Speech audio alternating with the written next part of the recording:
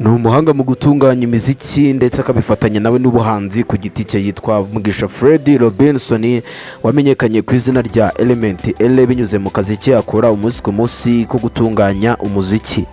Uyu mujama yakoze hit nyinshi zigiye zitandukanye kuva igihe yatangiriye career ye y'ubu producer mu 2020 akora indirimbo ya Bruce Melody yitwa Hands Up, akaba ariyo yanamubereye urufunguzo rwo kuba ELEÉÉH umaze kubaka izina rikomeye cyane hano mu karere dutuyemo ka Afrika y'ibiyaga bigari mu burasirazuba.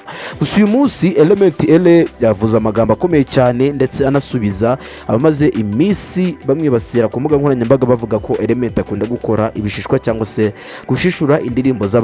ELEÉÉH rero yagize ikintu abitangazaho hanyuma y'igihe bivugwa nyine acecetse ubwo yari mu kiganiro na Arisudi yabitangajeho.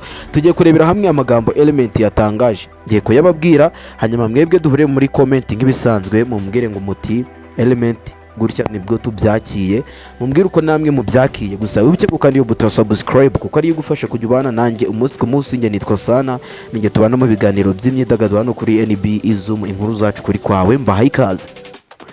Uyu muhanga rero mu gutunganya indirimbo z'abahanzi ariko akabifatanya n'ubuhanzi, ELEÉÉH yavuze ko umuntu kuba yashishura indirimbo igakundwa nabyo ari ubuhanzi, kuko yemera ko no kuba yakunzwe nabyo bibaho gake. ELEÉÉH ati umuntu ugira ubushobozi bwo gushishura ikintu kigakundwa nabyo ni ubugeni, ni ubuhanzi kuko ari byo bose bashishura. Gushishura ikintu nacyo kigakundwa ntabwo bipfa kubaho. Umuntu uzabigerageza azambwire, sinzi niba muri kumva icyo kintu. Yagize ati umuntu ugira ubushobozi bwo gushishura ikintu kigakundwa nabyo ni ubugeni, ni ubuhanzi kuko ari byo bose bashishura. Gushishura ikintu nacyo kigakundwa ntabwo bipfa kubaho. Umuntu uzabigerageza azambwire.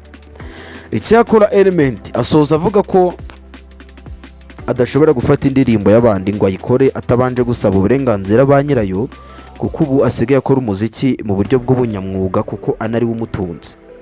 N'ayo magambo ya ELEÉÉH duhure muri comment mumbwire uko muyakiye. Wibuke gukanda subscribe hano kuri NB. Nge nitwa Sana, ciao ciao, hasta la vista.